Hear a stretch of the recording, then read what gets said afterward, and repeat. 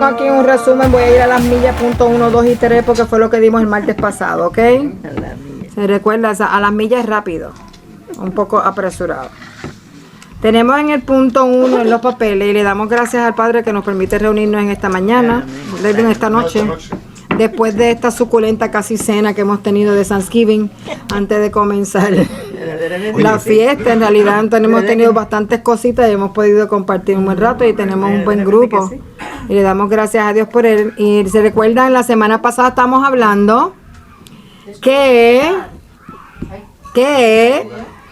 el Yeshua es un misterio y que se encuentra revelado en la Torah. Y utilizamos los versos que tengo aquí. Para los que no estaban el martes pasado aquí, tenemos el Evangelio de Juan. Son palabras que mismo Yeshua las dijo, para que veamos que en realidad sí, la Torah, los libros de los profetas, los libros de los salmos son los que en realidad hablan del Mesías como evidencia. Dice aquí en Juan 5:39: escudriñen las escrituras porque a ustedes les parece que en ellas tienen la vida eterna y ellas son las que dan testimonio de mí. Ese es Jesús o Yeshua hablando, ¿ok? Y en el verso 46 de ese mismo capítulo también les dijo: porque si creyerais a Moisés, que es el que escribió la Torá, me creeríais a mí porque de mí escribió él, ¿ok? Quiere decir que los 5 libros que escribió Moisés, todos están dedicados a escribir acerca del Mesías. Verso 45, será de ese mismo capítulo porque es antes. Bueno, hemos hallado a aquel de quien escribió Moisés en la ley. No, es el capítulo 1 de Juan. En la ley, que la ley se traduce, es la traducción de la Torá. Y también a los profetas, a Jesús, el hijo de José. ¿Ok? Verso 45. Vuelvo y lo leo. Hemos hallado aquel, no, esto es de la semana pasada. Alguien que le dé una... Déjale el tuyo ahí. Uno de los papeles a los hermanos Guerra, ¿no es Guerrero? Guerrero, sí, porque la guerra está allá. La hermana Guerra. Estamos en el primer párrafo, ¿sabes? En el primer párrafo. Sí. Leímos que en el verso 45, ¿verdad? Fue que ya le dimos lectura. Ya. Ese fue cuando vino uno de los hermanos, de los discípulos que el Señor había llamado y se encuentra entonces con el hermano. Hemos hallado a aquel de quien escribió Moisés en la Torah y también los profetas, a Jesús, el hijo de José. Eso se lo dijo a Natanael. Y en Lucas 24 también, Yeshua cuando iba camino a Emaús, le estaba hablando a 2 discípulos de él que estaban muy tristes, y el verso 27 dice, especificando de qué era lo que Yeshua le estaba hablando a ellos, y comenzando desde Moisés y siguiendo por todos los profetas, les declaraba en todas las escrituras lo que de él decían. Estos versos los traigo para que veamos que los libros del Moisés, los 5 libros de Moisés, los libros de los profetas, los libros de los salmos, lo que nos apuntan o nos hablan o nos están señalando es a un Mesías, al Mesías, ¿ok? Y les dije la semana pasada, no tengo papeles, esto es de la semana pasada. Y les dije la semana pasada que parece fuera de lógica, ¿verdad? El que nosotros antes no quisiéramos tener Torah, que nos hayan dicho que la Torah estaba abolida, cuando la Torah es la que nos habla a nosotros de Yeshua, de Jesús, el Mesías. Al fin y al cabo no teníamos entonces la evidencia de que la persona que habíamos creído era nuestro Salvador, nuestro Señor y nuestro Mesías, era el Mesías que Dios había señalado y había escogido, según lo que estaba descrito en los libros de la Torah, ¿ok? El Mesías es un misterio que está escondido, ¿ok? Solo el que lo busca, que lo va a encontrar. Y aparte de eso también hablamos de que es el Padre quien lo revela. ¿Se recuerdan? Lo hablamos la semana pasada. Y usamos el capítulo 6 del libro de Juan, verso 44. Ninguno puede venir a mí si el Padre que me envió no lo trajere, y yo lo resucitaré en el día postrero. Escrito está en los profetas. Esto es Yeshua hablando. Y serán todos enseñados por Dios. Así que todo aquel que oyó al Padre y aprendió de él, viene a mí. Así que el Padre es quien revela a Yeshua, ¿ok? Tenemos entonces la Torah apunta o lo que nos habla o que señala es al Mesías, ¿ok? El Mesías es un misterio. No está, como diríamos, a simple vista cuando tú te lees que tú lo vas a encontrar. Tienes que escudriñar, tienes que buscar. Cuando tú lees las escrituras, debes buscar en lo que estás leyendo la presencia o la evidencia de que está hablando del Mesías. Y número 3, el Padre es quien nos revela. Nadie puede venir a Yeshua al Mesías si el Padre no se lo revela. Y hablamos la semana pasada que nosotros por eso no podemos molestarnos con el que no entiende, ¿ok? Con el que tú le hables y no quieras recibir lo que estás diciendo, porque eso es el Padre quien se lo revela. Si uno ve que rechazan, él no me está rechazando a mí ni a nadie, es porque el Padre es el que revela al Mesías, ¿ok?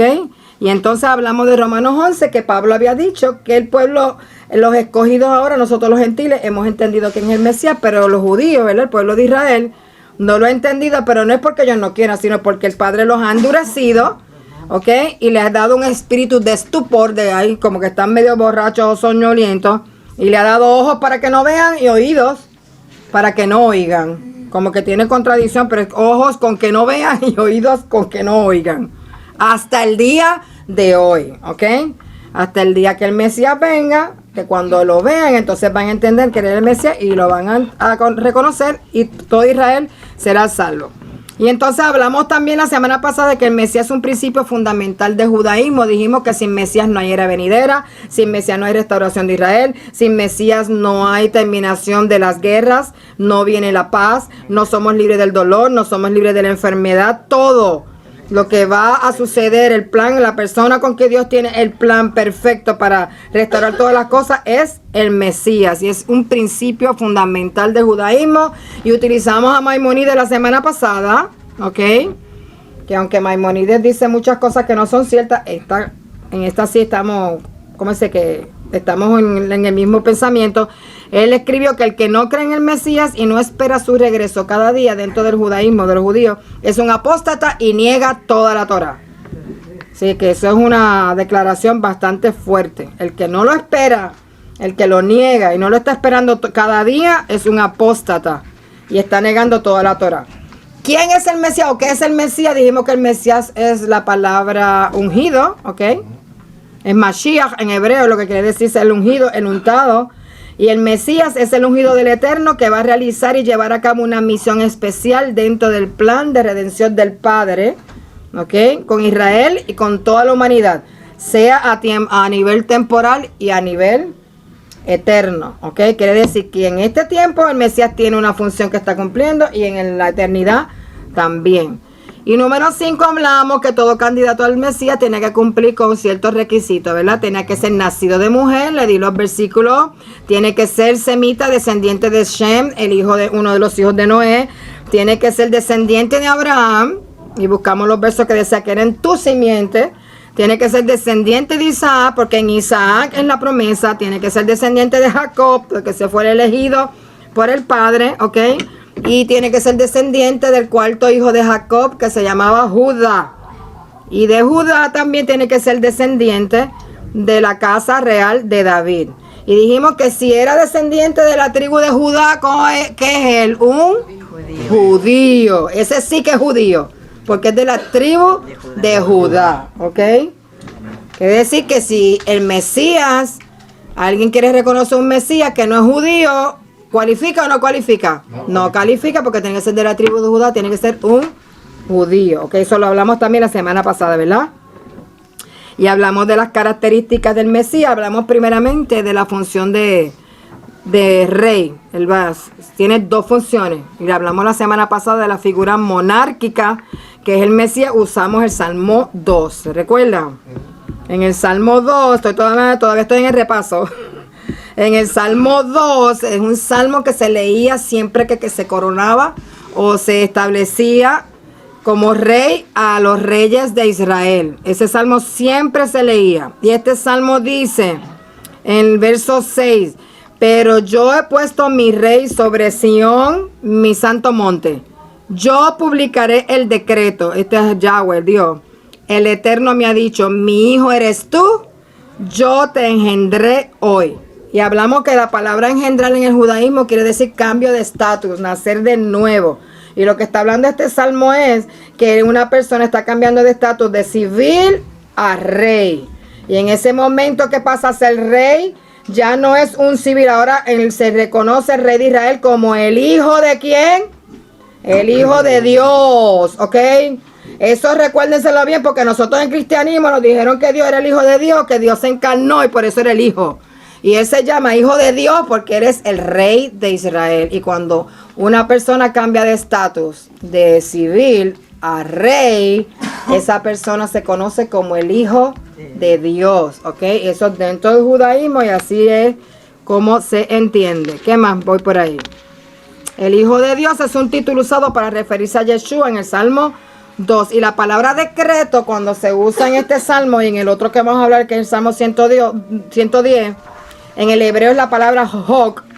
Y la palabra hok es la palabra que se usa en la que se traduce como decreto. Es un misterio, es algo que solamente proviene de Dios. Y para que lo entendamos, tiene Dios que revelarnos. Así que quiere decir que por decreto, cuando el Mesías, como es rey, por decreto de Dios, él es hijo de Dios, por decreto de Dios también es sacerdote según el orden de Melquisedec. Y esa es la función que vamos a hablar hoy, porque la semana pasada hablamos de la función monárquica, ¿ok? Quiere decir que el Mesías va a venir, cuando venga a la tierra, nosotros tenemos que verlo a él como un rey, y él se va a desempeñar como un rey, y se va a desempeñar también como un sacerdote. Y esto es bien importante para poder entender por qué el judaísmo no cree y por qué los que creemos en Yeshua tenemos un modelo diferente. Salmo 110, hablamos un poquito de la semana pasada, ¿verdad? Dios describe al Mesías en la función de sacerdote y también lo dice como decreto. Salmo 110, verso 2 dice: Jehová enviará desde Sión la vara de tu poder, reinado, ¿ok? Domina en medio de tus enemigos. Está hablando ahí de la función de rey. Juró, Hok es la palabra Jehová, o decretó, y no se arrepentirá. Tú eres sacerdote para siempre, según el orden de Melquisedec. Eso es como lo dice en la versión de Reina Valera del 60. En la versión de la TLA, traducción de la Biblia actual, dice que Dios te permita derrotar a tus enemigos y extienda desde Jerusalén el poder de tu reinado. Esa es la función de rey.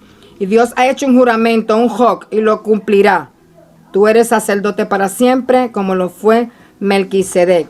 Y en la Nueva Versión Internacional dice el mismo versículo: el Señor extenderá tu poderoso reino desde Jerusalén. Lo traes en 3 versiones para que vea que es rey primero. Y gobernarás a tus enemigos. El Señor ha hecho un juramento y no romperá su promesa. Tú eres sacerdote para siempre, según el orden de Melquisedec. Este salmo lo escribió el rey David. Y el rey David es un testigo para nosotros de que el Mesías tiene 2 funciones. Tiene función de rey y tiene función de sacerdote, sacerdotal. Y su función de sacerdotal es para siempre, ¿ok? Y su función sacerdotal es diferente al sacerdocio de Aarón, porque el sacerdocio de él va a ser según el orden de Melquisedec, ¿ok? Dios está haciendo aquí, ¿qué tenemos? Haciendo diferente. Hay 2 tipos de sacerdocio, ¿ok? Uno es el sacerdocio de Aarón y otro tipo de sacerdocio según el orden de Melquisedec. Yeshua va a ser sacerdote según el orden de Melquisedec, ¿ok? Uno viene por orden de Dios en cuanto a sacerdocio por herencia. Tiene que ser Aarón, y todos los descendientes de Aarón son los que van a ser sacerdotes. Otro tipo de sacerdocio viene por decreto, no hay herencia. La persona que viene a ser rey no tiene historia en su familia de que nadie ha sido rey. Por lo tanto, es por decreto divino, ¿ok? Y el Señor usa en su palabra, ¿verdad? En el libro de los Salmos, David usa el personaje bien conocido por el judaísmo, que es el personaje de Melquisedec, que lo leímos en una de las parashas hace poco, capítulo 14 del libro de Génesis, cuando Abraham va a rescatar a Lot de los reyes que se lo llevaron a él y a toda su familia, ¿verdad? ¿Cómo diríamos? Se los llevaron, los captaron, los secuestraron. Y Abraham va, los defiende, los rescata, se lleva el botín, y cuando regresa se encuentra con Melquisedec, ¿ok? Y Melquisedec era rey de Salem y sacerdote de Dios. ¿Okay? Tenía que 2 funciones, las mismas 2 funciones, rey y sacerdote. ¿Ok? Eso está en Génesis 14, 18. ¿Ok? Para que lo quiera leer después. Porque si ya existía un sacerdocio anteriormente, había necesidad de hacer otro tipo de sacerdocio. ¿Ok? Esto es bien importante. Por eso es que el Mesías tiene un tipo de sacerdocio, una función de sacerdocio, pero es diferente a a la función que tenía Aarón, ¿ok? Y no fue hasta 400 años después, en el tiempo de David, que Dios viene y le revela a David que el Mesías va a ser sacerdote, pero de otro tipo de sacerdote, de otro tipo de orden, ¿ok? Entonces, hay dos modelos entonces que tenemos. Nosotros ahora mismo hay dos modelos dentro del judaísmo. Y están lo del judaísmo o los creyentes en el Mesías, que aunque no nos llamamos que guardamos judaísmo, pero nuestro rabino es Yeshua. Él es un rabino, él es fariseo, pero no fariseo de tradiciones, de reglas ni nada de las cosas humanas, sino que guarda Torah y enseña Torah, que es totalmente diferente, ¿ok? Y entonces tenemos un modelo que no creen en que en el Mesías ya vino, ¿ok? Que es el judaísmo talmúdico, que es el que existe hoy en día. Todo el que no cree se llama el judaísmo talmúdico. Ellos se basan más en el Talmud, es lo más que estudian, ¿ok? O sea, hay dos modelos. El modelo mesiánico dice que Yeshua va a venir con dos funciones. El modelo talmúdico dice que solamente viene como rey. Porque los judíos, que son de rabinos del judaísmo talmúdico, no creen que Yeshua es el Mesías? Porque ellos creen que él viene solamente con una función, con la función de rey. ¿Y dónde está Yeshua reinando? ¿Está en Jerusalén reinando? No está. ¿Se llegó la paz al mundo? No. ¿Se fue la guerra? Israel, ¿están todos viviendo en Israel en paz? No, tampoco. Las 12 tribus de Israel se han restaurado. Como ellos creen que solamente tienen una función que es de rey, una función monárquica, ellos dicen que no ha venido porque cuando ellos miran alrededor no ven al Mesías en nada de eso. Ahora, si nosotros entendemos, los que creemos en el Mesías, si nosotros entendemos, el segundo modelo es, y es el modelo correcto, es el modelo que enseña la Torah, es que el Mesías tiene dos funciones. ¿Cuál es la primera función? No la primera, una de ellas. Sacerdotal y rey, ¿verdad? Ok. ¿Eso está entendido? Hello. Amén, amén, amén. Los que se están durmiendo. Nadie se está durmiendo todavía. Esto es bien importante que lo entendamos, ¿ok? Porque nosotros pensamos que nuestro Mesías había venido a morir en la cruz por mis pecados. Porque si yo era una borrachona o fumaba o hacía esto y lo otro, pues Yeshua que murió en la cruz me limpiaba de todo ese pecado y ella puede empezar a vivir una vida nueva. Y no tenía nada de esto, de que él era un Mesías, de que iba a ser rey, nada de esas cosas. Nuestro pensamiento era otra cosa, ¿ok? Pero entonces, en esta función de sacerdocio es que encaja exactamente por qué tenía que venir un sacerdocio nuevo. Y si el Mesías no hubiera venido y Jesús no hubiera muerto en la cruz, nosotros estábamos, no había oportunidad ni para nosotros, ni para Israel, ni para nadie en el mundo, ¿ok? Así que vamos a empezar con esa función. Vamos a ver cómo voy por ahí. ¿Estaba en dónde? Porque sí ya existía, ¿verdad? La carta a los hebreos, que es una carta. ¿A quién fue escrita? A los hebreos. ¿Y los hebreos quiénes son? ¿Fue escrita a los gentiles o fue escrita a los hebreos? A los hebreos. A los hebreos. Por lo tanto, todo lo que utiliza son conceptos hebreos, son cosas que la gente que son hebreos las conocen.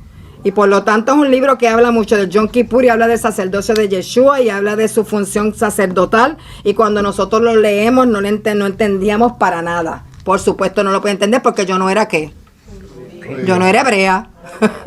No era hebrea, ni tampoco lo soy todavía. En Yeshua sí soy hebrea, pero de sangre yo no dudo que yo sea, que tenga algo de eso. O sea, somos injertados, ¿ok? Somos hebreos. Bueno, somos hebreos porque hebreo quiere decir el que cruza al otro lado. Y todos nosotros cruzamos ya al otro lado. Somos hebreos. Pues la carta a los hebreos habla también de este sacerdote de Melquisedec, ¿ok? En el capítulo 7, verso 1 en adelante, voy a leerlo. Porque este Melquisedec, rey de Salem, sacerdote del Dios Altísimo, que salió a recibir a Abraham, que volvía de la derrota de los reyes y le bendijo, cuyo nombre significa primeramente rey de justicia y también rey de Salem, esto es rey de paz. Esos nombres, ¿los tiene alguna otra persona en la Biblia?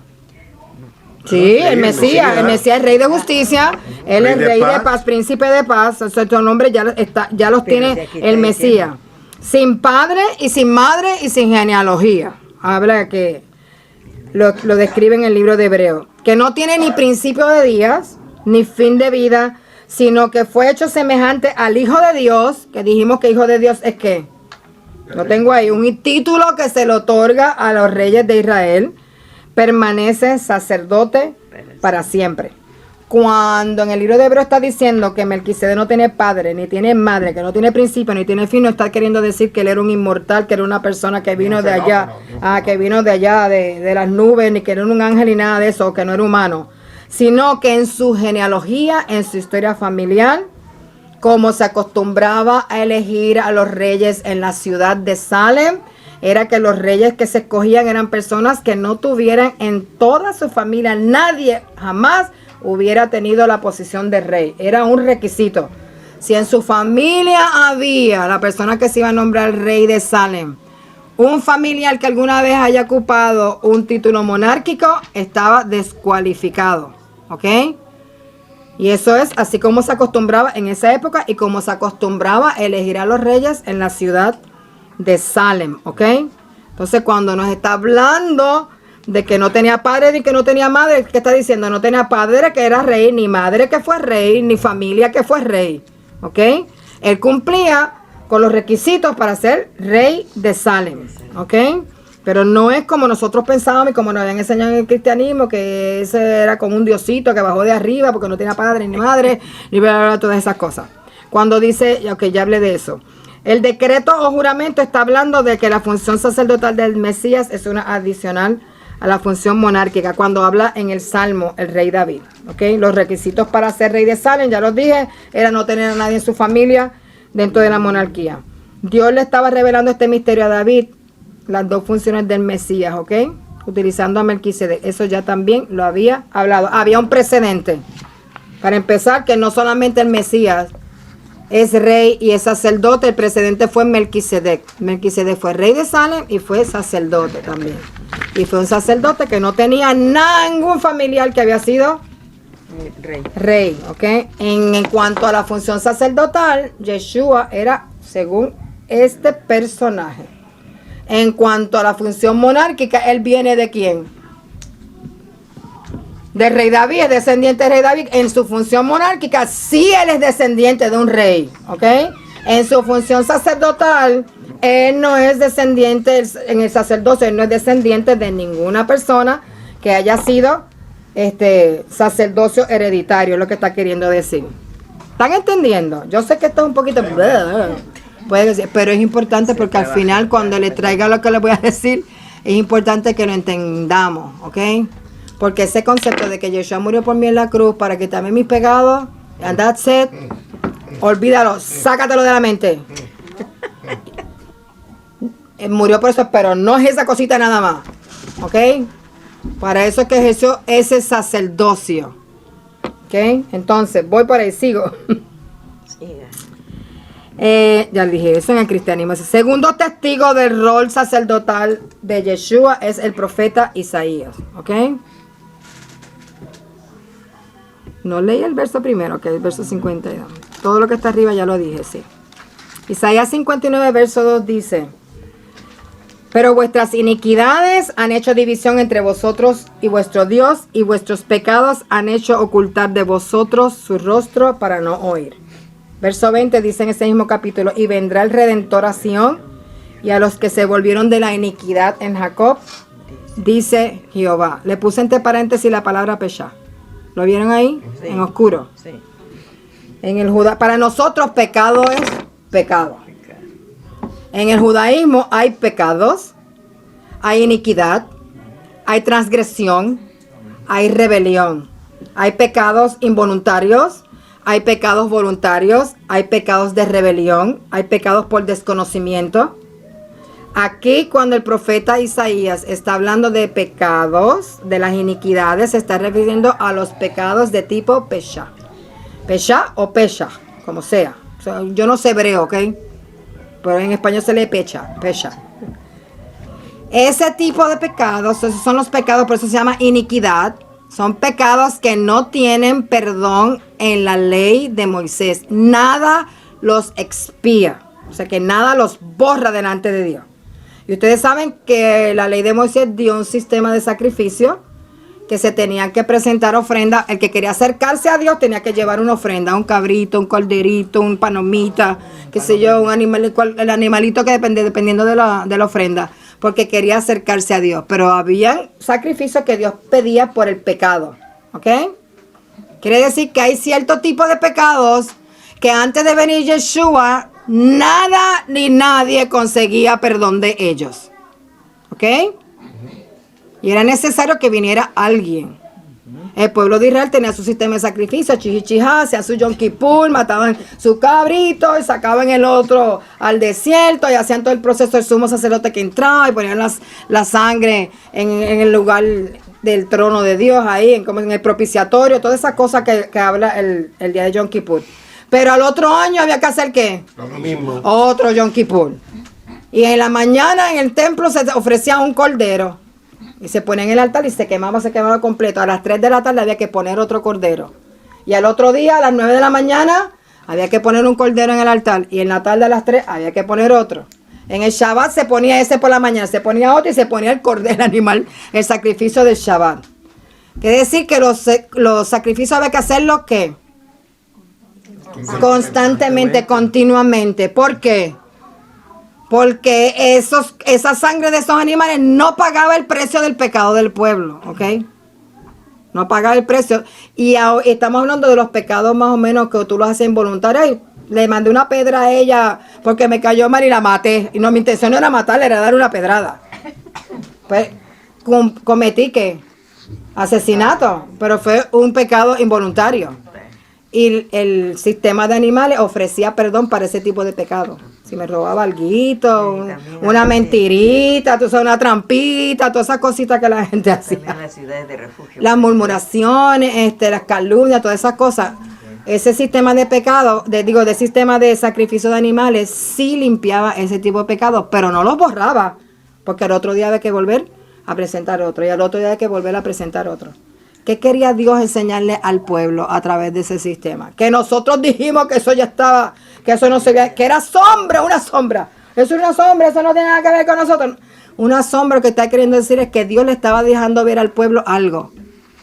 Y lo que le estaba queriendo dejar al pueblo es, los sacrificios de los animales no resuelven el problema del pecado de ustedes.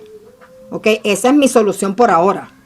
Ustedes van a sacrificar animales, van a derramar la sangre, pero ese pecado no tiene solución como quiera, porque tienes que seguir ofreciendo sacrificio y sacrificio y sacrificio y sacrificio. Tiene que venir alguien un sacerdocio nuevo, un sacrificio nuevo que pueda borrar el pecado para siempre. Eso está en el libro de Hebreos, que le hace el capítulo, creo que es el capítulo 9.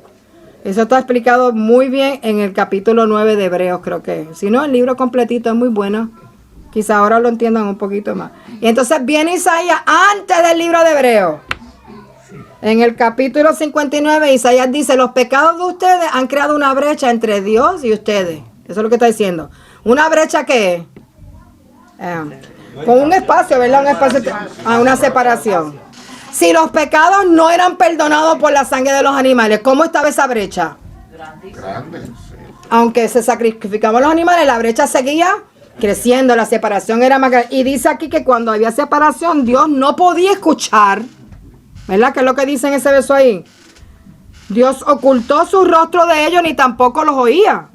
Se evitaba esa brecha que había ahí entre Dios y el pueblo. La brecha seguía creciendo porque aunque se sacrificaban los animales, se volvía otra vez la condición humana, lo que le gusta o nos inclina es, ¿verdad?, a hacer exactamente lo contrario. Y el total, al fin y al cabo, sin el Mesías, sin el Espíritu Santo, nadie tiene control del pecado, por más que uno quiera, ¿ok?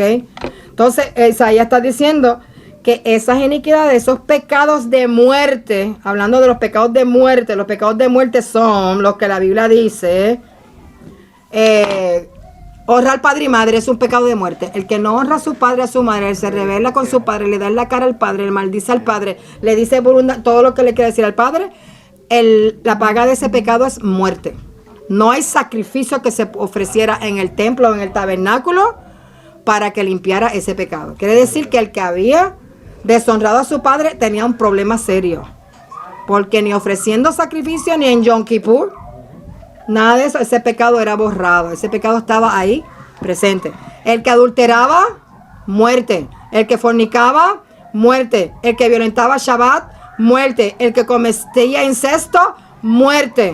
Y por ahí son 35 pecados de muerte que habla la Torah. Yo no le traje el listado. Usted si lo busca, lo pone en el internet, 35 pecados que no están y le aparecen. Pero son graves. Son pecados que el castigo es pena de muerte, ¿ok? Entonces, eso es lo que habla la iniquidad. Y está diciendo Dios a través de Isaías, yo voy a enviar a un Redentor que va a quitar ese pecado de Sión, ¿ok? De los que se volvieren de la iniquidad, los que se volvieren de iniquidad, en otros versículos, en otras versiones dice, de los que se arrepientan en la casa de Jacob, ¿ok? Porque hay que arrepentirse de los pecados. ¿Recuerda cuando nos invitaban a aceptar a Jesús como nuestro Salvador? Confiesa, yo me arrepiento de mis pecados, esto y lo otro. Ese arrepentimiento no era real y verdadero, pero cuando nosotros entendamos esto, si nos arrepentimos de verdad de todos esos pecados de muerte, ¿ok? Que no tenían perdón, Dios tenía escondido en la Torá a uno que Él iba a enviar en el futuro. Y ese iba a servir como sacerdote según el orden de Melquisedec, ¿ok? Que no tenía nadie de la tribu de Judá, había sido sacerdote. Y Yeshua no era de la familia de Aarón. Eso es lo que está queriendo decir. Ese va a venir, va a ofrecer un sacrificio y va a ofrecer un servicio totalmente diferente al sacerdocio que ya conocíamos. Si no entienden, lo entenderán después, como dice. Lo que no entiendan ahora, lo entenderán después. La ley de Moisés, que es la Torá, no había provisto expiación para este tipo de pecado. Quiere decir que el adúltero, el fornicario, el que cometía incesto, el que mataba a alguien, aunque se fuera a una ciudad de refugio, eso no había expiación, no había sacrificio que se pudiera ofrecer para borrar ese pecado, porque la bendición de Yeshua es que el sacrificio de Él lo borra. Dice que esos pecados son echados ¿a dónde? Al fondo del mar. Al fondo de la mar, y Dios no se recuerda más de ellos, ¿ok? Si Dios prometió perdonarlos, entonces era necesario un sacerdocio diferente y un sacrificio diferente. Y ya hablé ese párrafo que está ahí, donde Aarón ofrecía todos esos sacrificios y los sacerdotes que ellos venían, tenían que ofrecerlo continuamente. ¿Ok? ¿Cuál es la diferencia del sacrificio? No sé si usted lo tiene en la misma página, yo lo tengo empezando otra página. Aarón ofrecía en sacrificio el alma, que es como lo ve el judaísmo, o la sangre de un animal. La sangre, ¿por qué no se come sangre? Porque la sangre es ¿qué? Vida. Es la vida, en la sangre está la vida. En la sangre, el judaísmo lo ve como el alma. Aarón presentaba como sacrificio el alma o la sangre de un animal, ¿ok? Este otro sacerdote que se levanta según el orden de Melquisedec ofrece por los pecados de muerte su alma, su vida, su sangre, una sangre superior a la de los animales, ¿ok? Y además presenta su vida y su sangre en un altar que el libro de Hebreos lo tiene, creo, el capítulo 9, no hecho por manos de hombre. Porque en el altar donde se presenta esa sangre es en el altar que está en el templo celestial. El modelo que Dios le enseñó a Moisés. Yo les he hablado a ustedes que lo que Dios le dio a Moisés en la tierra, todo eso existe en lo celestial. Esa sangre se presentó en ese altar celestial, ¿ok? La sangre, una mejor sangre, una sangre superior. La vida, el alma de esa persona que es superior, ¿ok? Su vida y su sangre. Ese sacerdote no solamente presentó el sacrificio, sino que él mismo fue el sacrificio. Eso no lo podía hacer Aarón, porque Aarón tenía primero que ofrecer sacrificio por él. ¿Se recuerdan en Yom Kippur? Él tiene que hacer los sacrificios y presentar y llevar la sangre allí, el propiciatorio, por el pecado de él y de su familia. Y después entonces puede ofrecer el sacrificio de Yom Kippur por el pecado del pueblo. Yeshua no tuvo que presentar ningún sacrificio por el pecado de él, porque él guardaba, ¿qué? Guardaba la Torá, y si no había infringido la Torá, quiere decir que no estaba en pecado. Porque según el apóstol Juan, en primera de Juan, que el capítulo 3, 11, dice que el que infringe la ley o transgrede la ley comete pecado, porque la infracción de la ley es pecado. El pecado lo que es que no obedece la Torah, ¿ok? Entonces había necesidad de que viniera un sacrificio nuevo y había necesidad de que viniera un sacerdocio nuevo para que ofreciera ese sacrificio, ¿ok? Depende del modelo que nosotros usemos. Vamos a ver si el Mesías ya vino o si el Mesías no ha venido todavía. Aún hasta en las oraciones, yo no sé, yo había bajado en mi iPad el CD de Shlomo. Ya. Pues un día yo me pongo a leerlo y a hacer las oraciones y dije, pero ¿qué le pasa a esta gente aquí? Por las cenizas de Isaac, que si esto, que si lo otro, hemos sido redimidos. Yo dije, uy, esto como que no va. Entonces no es bueno, yo quería comprarme ese CD. No es bueno, porque es un ceder talmúdico, no creen en el Mesías. Ellos creen que la redención la compró Isaac porque Abraham sí mató a Isaac, lo quemó en el altar y las cenizas de Isaac son las que los redimen a ellos. Y si la Torah prohíbe cremar a alguien, ¿cómo hace que la ceniza que después de alguien que lo cremaron venga a hacer la redención de otro?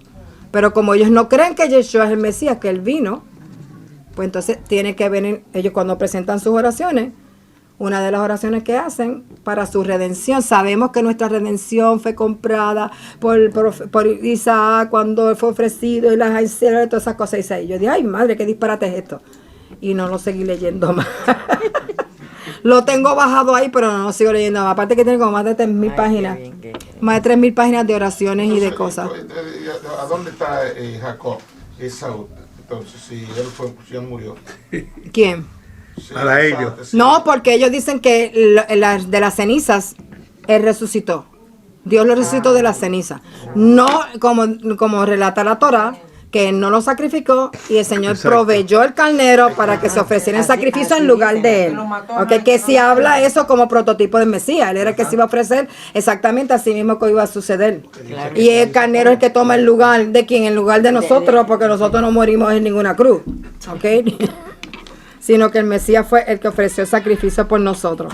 Pero entonces el judaísmo talmúdico tiene ese problema. Entonces cuando tú te pones, si tú usas las oraciones de ellos, vas a entrar en un sistema de oración que no reconoce al Mesías y vas a buscar tu redención de otra manera. Otra cosa que enseña también es que la mucha oración te trae redención. ¿Ok? O sea, tú haces las oraciones porque tú quieres redimirte. Yo tengo que orar, sí, claro. Pero la redención no me la trae la oración, la redención me la trae ¿quién? El Goel que habló Isaías en el capítulo 59, que él iba a enviar un Goel, un redentor, que iba a quitar ese pecado, ¿ok? Entonces, ¿qué más? Cuando se habla de redención, en el cristianismo nosotros pensamos redención es que bueno, ya no voy para el infierno, porque ahora creí en Jesucristo, Él me salva y cuando yo me muera, ¿para dónde me voy? Al cielo, yeah, chihichija. Pues el problema de la redención es que esa no es exactamente ¿cómo se llama? El proceso de redención y la total redención. Hay un factor que hace una gran diferencia en la redención, en la presencia del templo en Israel, ¿ok?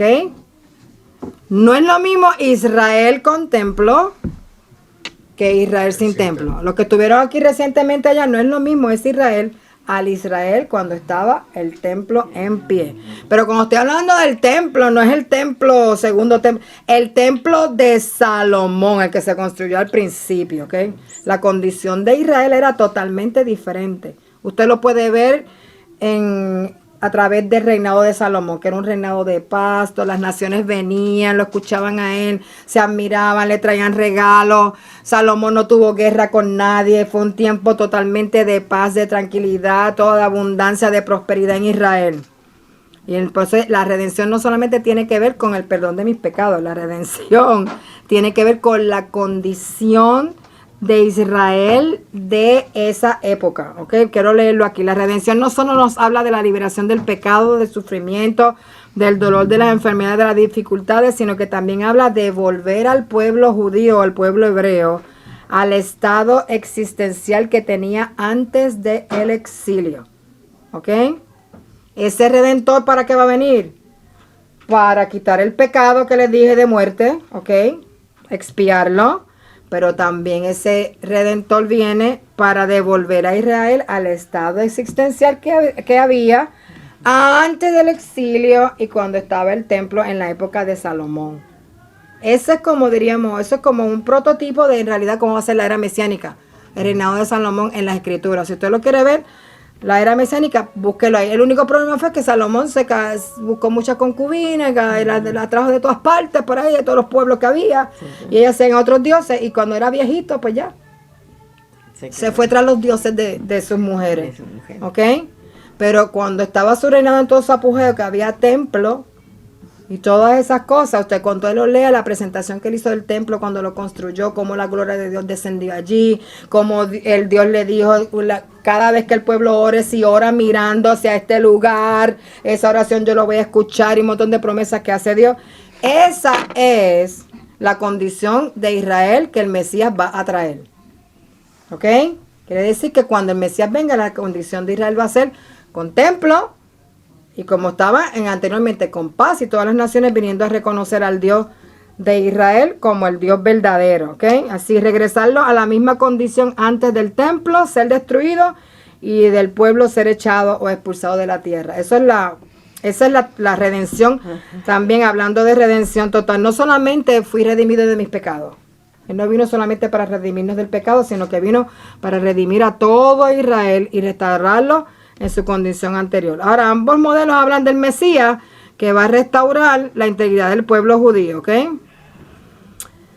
Cuando se habla del Mesías, se habla de aquel que viene a restaurar la integridad de la Torá. Ya estoy terminando, ¿verdad que sí? ¿En su papel? Sí. Yes. Falta otro. Falta media página más. Pues vamos a leer esta parte porque esto es bien importante. Número 1. ¿De dónde es que nosotros vamos a encontrar que se habla del Mesías y de su función? ¿En qué lugares que nosotros vamos a buscar la referencia del Mesías? La Torah. En la escritura, en la Torá. ¿Ok? Usted, se lo dije la semana pasada, no podemos ir al Nuevo Testamento a buscar quién es la persona que va a ser el Mesías, que cumple los requisitos, porque el Nuevo Testamento no nos da eso. El Nuevo Testamento nos da la historia de lo que hizo esa persona. Que en la Torá, los profetas y los salmos dijeron que iban a ser el Mesías, ¿ok? Así que si usted quiere saber qué es el Mesías, qué va a ser el Mesías, qué función tiene, usted tiene que ir a la Tanakh o al Antiguo Testamento, a los profetas, a los libros de Moisés, a los salmos, a Eclesiastés, a Cantares, ¿ok? Número 1, eso fue lo primero que hablamos. Segundo, ¿qué fue lo otro que hablamos? El Padre es el que revela al Mesías, ¿ok? Es un misterio, el Padre revela al Mesías, usted tiene que hacer. Leer las escrituras por encimita. Como el papagayo, no, hay que estudiar, hay que dedicarle tiempo, usted tiene que separar tiempo. Y si no, pues escuche las enseñanzas de otras personas que lo escudriñan y lo hacen y usted puede, porque a veces la persona no tiene el tiempo para hacerlo, pero puede escuchar lo que otras personas le pueden enseñar después que vengan de una persona que cree en el Mesías, ¿ok? Que cree en el modelo que nosotros creemos, ¿ok? Lo tercero, ¿qué más? ¿Cuál era lo otro? El Yeshua, el Mesías, tiene dos funciones. Sacerdote y rey. La sacerdotal y la función de rey.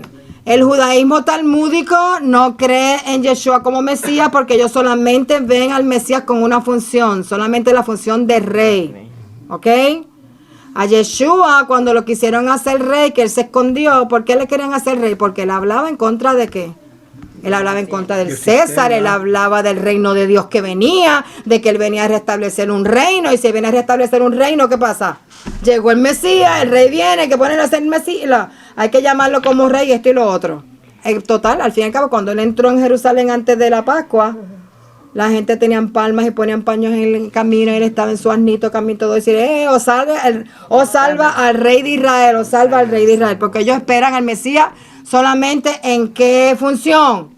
Como rey. Como rey, ok. Pero el Mesías no solamente viene como rey. El problema del judaísmo que no cree en Yeshua es porque ese es su modelo, solamente viene como rey.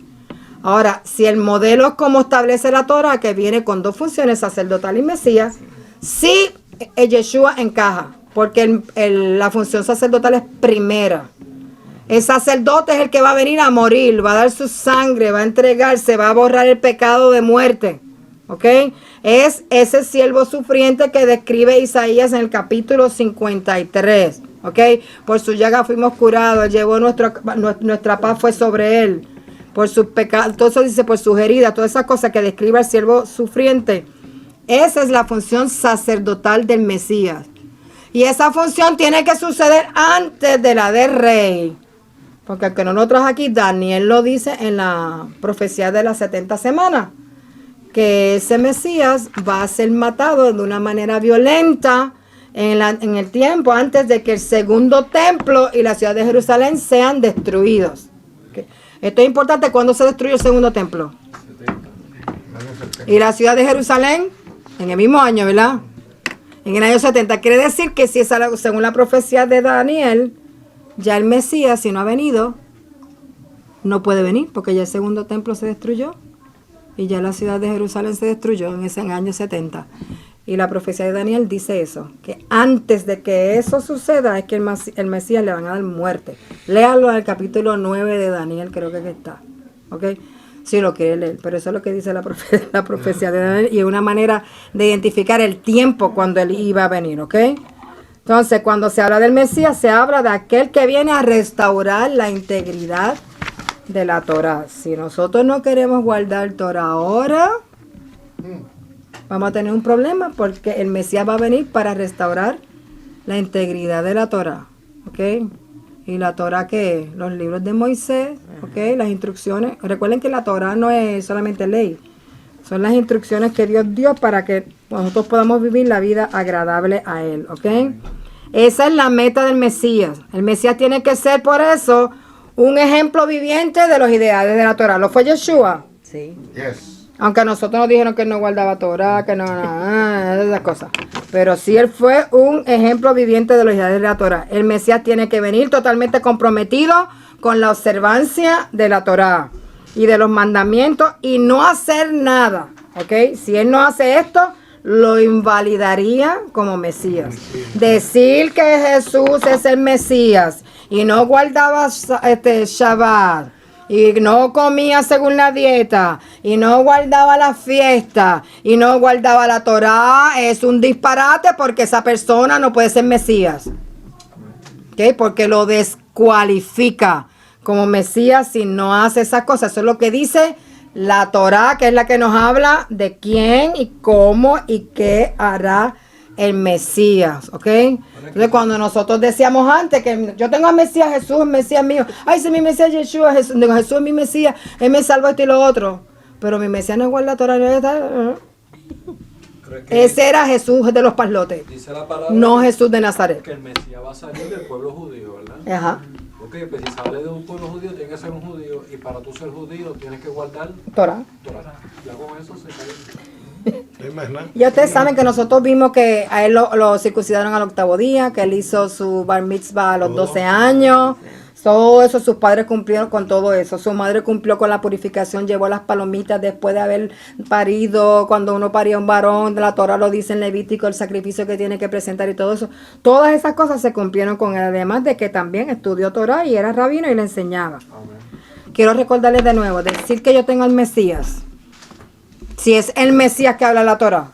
Y yo decir que yo tengo al Mesías y le sigo a un Mesías que no guarda Shabbat y no guarda Torah y come puerco y come langosta y come camarón y todas esas cosas, ese Jesús no es Mesías, me perdonan.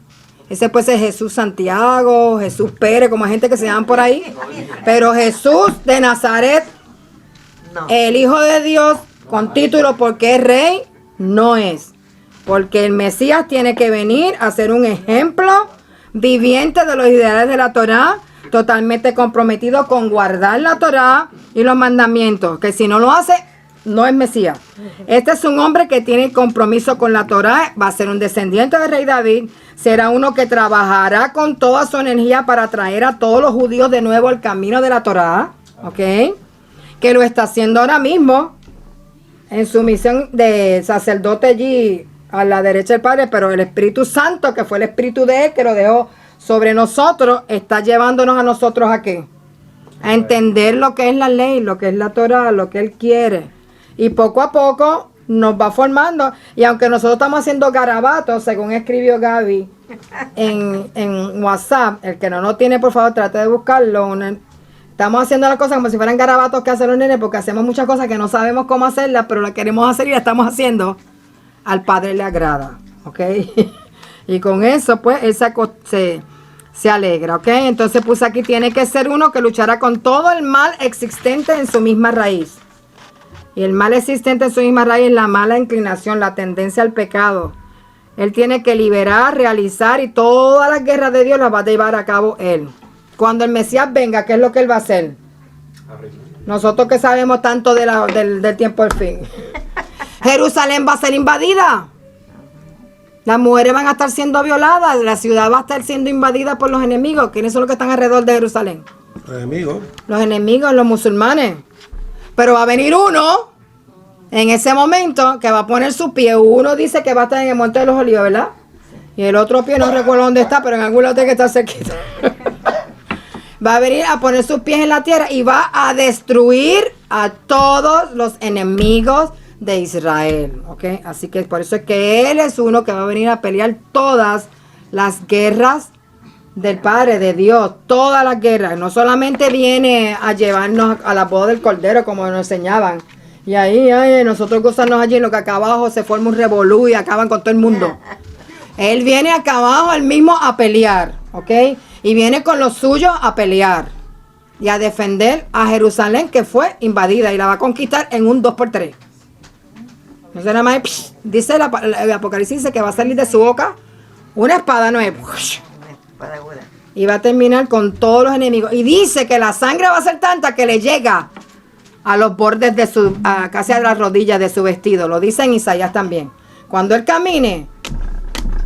Y sabe que dice también Apocalipsis, que él va a llamar a las aves. Vengan al banquete, cómanse todos estos muertos que hay aquí. Eso es lo que quiere decir en otras palabras. Vengan al banquete que les tengo reservado. Todos los enemigos de Israel van a ser aniquilados en ese mismo día por ese Mesías que viene. Porque él es el que va a pelear todas las guerras de Dios, ¿ok? Parte de sus credenciales es que el Mesías se enfrentará contra todos los obstáculos que se interponen en el camino de todos los judíos. Cuando habla aquí de judíos, de todos los que creen en el Mesías, ¿ok? Acuérdense que es que a todos los mencionan así, para todos los hebreos, para que puedan observar los mandamientos, empezando por la mala inclinación y terminando con la reconstrucción del templo. Cuando el Mesías venga, ¿a quién él va a meter, va a atar y va a encerrar? Al enemigo. A Satán, ¿verdad? Eso es lo primero que va a hacer. ¿Y lo va a dejar encerrado cuánto tiempo? Y en 1000 años no va a haber pecado aquí. Porque aunque la naturaleza nuestra es de pecar, él influencia. Él tiene influencia en nosotros, ¿ok? Pero ¿quién va a estar enseñando en Jerusalén? Él. ¿Y qué va a estar enseñando en Jerusalén? La Torá. Entonces, ¿quién va a estar pecando aquí? Si todo el mundo va a estar viviendo Torá, lo siento, usted está para allá por la cochinchina. Allá no va a poder comer puerco. Y esté viviendo en Jerusalén, allí tampoco. Porque va a estar guardando Torá toda la humanidad. Toda la humanidad, porque él va a ser el rey, ¿ok? Y entonces él va a acabar con esa mala inclinación y va a reconstruir el templo, ¿ok? ¿Cuál es el mayor obstáculo que impide al pueblo judío guardar la Torá íntegramente? Aquí es que el modelo mesiánico tiene la respuesta. Vamos a terminar. El Mesías, repaso, lo va a hacer mediante 2 funciones, sacerdotal y como rey invicto. Como sacerdote tiene que sufrir, tiene que llevar los pecados de Israel y de todo el mundo que no tenían perdón según la ley de Moisés, ¿ok? Como Mesías se hará responsable delante del Eterno por todos los pecados de Israel y del mundo entero, especialmente por los pecados que no tienen expiación. Será exaltado a una posición de honor como rey y será por decreto declarado también sacerdote. Ahora mismo él está ejerciendo esa función, ¿ok? En el tabernáculo celestial. Tiene que realizar las 2 funciones y ambas funciones vienen unidas por un estado de exaltación, ¿ok? Si se recuerdan cuando hablamos de Hechos capítulo 2 y de Hechos capítulo 13, el discurso de Pedro y el discurso de Pablo fue en la resurrección que el Padre exaltó a Yeshua, ¿ok? Lo hizo Mesías, lo hizo Señor, ¿se recuerdan? Ok, si no se recuerdan, busquen los papeles y lo leen de nuevo. Tiene que realizar las 2 funciones y ambas están, como dice, unidas en un estado de exaltación por decreto. Mi hijo eres tú, o sacerdote para siempre, según el orden de Melquisedec. Esos son los dos decretos. El judaísmo talmúdico, al otorgarle al Mesías solamente una función monárquica, se basa en que su Mesías tiene que restaurar el reino de David, que no está restaurado aún. Él traerá la era mesiánica, que no ha llegado aún. Él va a eliminar la idolatría, la guerra y todas esas cosas que ya hablamos, que todavía están existentes. Por lo tanto, ellos solamente tienen que darle una vueltita así, o prender el televisor y ver las noticias, y va a decir, el Mesías no ha venido. El Mesías que estamos esperando como rey no ha venido, ¿ok? ¿Por qué alegan que Yeshua no cumplió con las profecías mesiánicas? Según el judaísmo talmúdico, el Mesías, para ser Mesías, tiene que construir el tercer templo. Según las especificaciones de la profecía de Ezequiel, tiene que reunir a todos los judíos en Israel, que tampoco hay muchos que han regresado. Pero vaya a Brooklyn, a ver si no hay judíos ahí por un montón. Vaya a Francia, vaya a Argentina, vaya a un montón de sitios que todavía están viviendo por ahí, todavía no han regresado, ¿ok? Mientras el judaísmo talmúdico rabínico no incluya las otras profecías que hablan del Mesías, jamás aceptarán a Yeshua ni lo conocerán. Porque ustedes creen que cuando Él venga, dice Zacarías, que cuando vean al que traspasaron, llorarán como se llora por la pérdida de un hijo. Cuando se den cuenta, ¿por qué Él tiene que hacer eso? Dejarse ver a ellos de tal manera.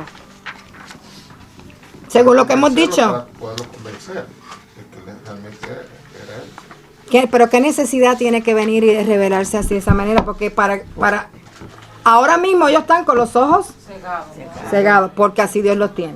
Sí. Si están con los ojos cegados y no creen en el Mesías Yeshua, ¿qué pasa con ellos? Van a ser de- No tienen expiación de los pecados de muerte. Nosotros sí ya hemos recibido esa expiación en Yeshua, ellos no.